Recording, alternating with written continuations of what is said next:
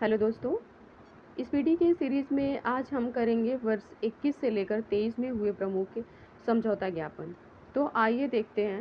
पहला है डिजिटल साक्षरता बढ़ाने के लिए CSC अकादमी और नाइट लिस्ट ने समझौता किया है।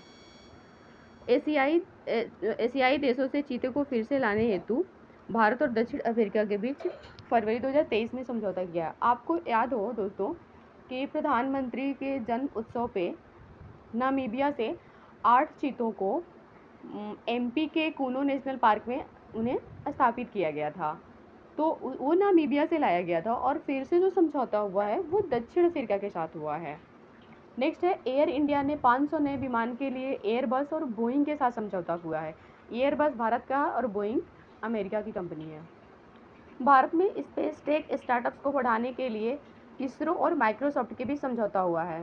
स्वदेशी सैटेलाइट क्वांटम की डिस्ट्रीब्यूशन उत्पादों की बिक्री हेतु इन स्पेस और QNU लैब के भी समझौता हुआ है।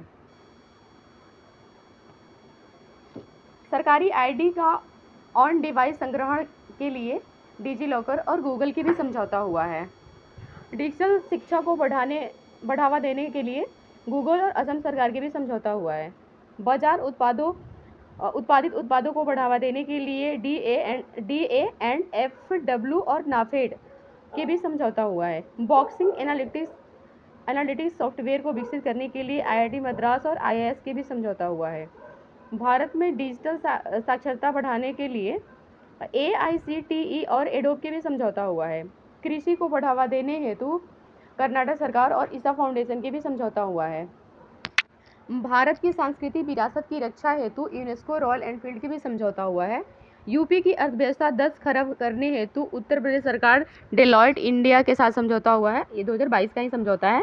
टेली शिक्षा और ई भारती और ई आरोग्य भारती के लिए भारत और मेडागास्कर की भी समझौता हुआ है। जलवायु परिवर्तन और पर्यावरण संरक्षण पर द्विपक्षीय सहायता हेतु कर्नाटक और भारत के भी समझौता हुआ है। मोटर बीमा प्रदान करने के लिए फोनपे कोटक जनरल इंश्योरेंस की भी समझौता हुआ है। महिलाओं के रोजगार को बढ़ावा देने के लिए लिंक्ड संयुक्त राष्ट्र की महिला से समझौता हुआ है। आपराधिक मामलों की पारस्परिक कानूनी सहायता संधि पर हस्ताक्षर के लिए भारत पोलैंड की भी समझौता हुआ है। उर्वरक क्षेत्र में सहयोग करने के लिए भारत जॉर्डन की भी समझौता हुआ है। रेलवे दूरसंचार को अपग्रेड करने के लिए रेल मंत्रालय और C.डॉट की भी समझौता हुआ है। प्रौद्योगिकी विकास हेतु स्वदेशी तकनीक खोजने के लिए भारतीय वायुसेना और IIT मद्रास के भी समझौता हुए। भारत में नागरिक यात्री विमान को मल्टी मिशन टैंकर ट्रांसपोर्ट में बदलने हेतु हॉल और इजरायल एरोस्पेस की भी समझौता हुआ है। भारत के बच्चों के राज्य पर देश की पहली रिपोर्ट करने हेतु नीति आयोग और यूनिसेफ की भी समझौता हुआ है। डिजिटल परिवर्तन को बढ़ाने के लिए BPL और माइक्रोसॉफ्ट की भी समझौता किया गया है। ड्रोन आधारित खनिज अन्वेषण हेतु NMDC और IIT खड़गपुर के भी समझौता हुआ है। AI की तैयारी को बढ़ावा देने के लिए इंटेल इंडिया और DTS की भी समझौता हुआ है।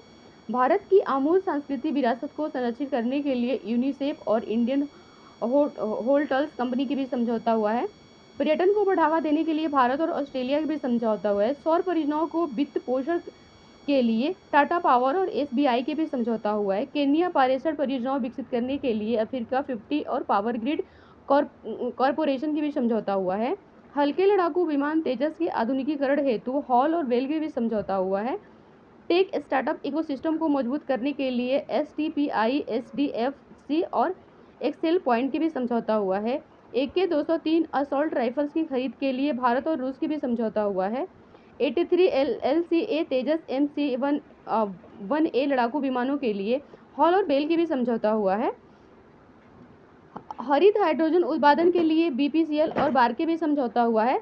अक्षय ऊर्जा में सहयोग करने के लिए IOCL और NTPC की भी समझौता हुआ है।